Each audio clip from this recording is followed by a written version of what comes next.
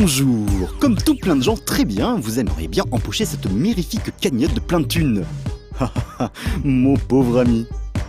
Mais alors que faire durant vos heures supplémentaires? Bienvenue dans Temps Perdu. Ouais. Alors, ok, c'est la crise. Et en temps normal de crise, tout le monde devrait se serrer les coudes pour combattre l'adversité et cette petite enflure du monde de la finance, pour remonter la pente et finalement rejoindre le monde merveilleux de la croissance que, soit dit en passant, on t'avait bien dit de manger de la soupe quand t'étais petit. Mais ça marche plutôt que dans les films comme on dit, et moyennement dans le pays des droits de l'homme. Allez savoir pourquoi. En même temps, remarquez, je comprends.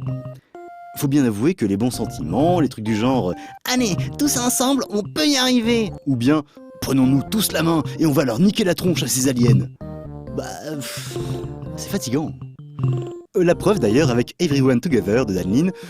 Au début c'est sympa, mais à la fin, si les grilles veulent pas suivre...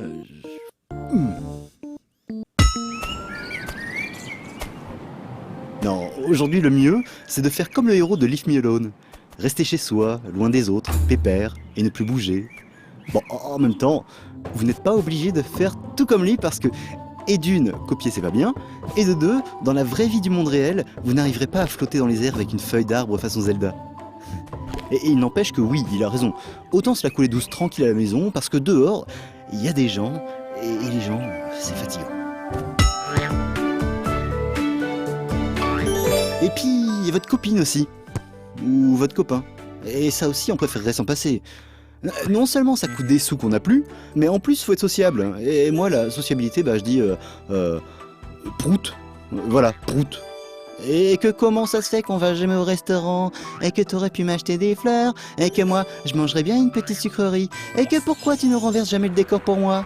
Bref, tout pareil que dans Flip and Go, où un petit extraterrestre tout mignon doit ramener des bonbons à sa donzelle toute mignonnette aussi. Mais justement, le mignon, il y en a marre. Même que de toute façon, les bons sentiments, l'amitié, l'amour et tous ces trucs visqueux et dégoulinants, ça me débecte. J'en peux plus de toute cette kawaii attitude. Par exemple, dans Kolobok, quelqu'un peut-il m'expliquer pourquoi la boule jaune doit forcément être mignonne? Et qu'on ne vienne pas parler de contes pour enfants russes ou je ne sais quoi d'autre, ça marche pas avec moi. Sans rire, pourquoi quand la boule ramasse un pouvoir de feu, elle crème pas toute la forêt, hein?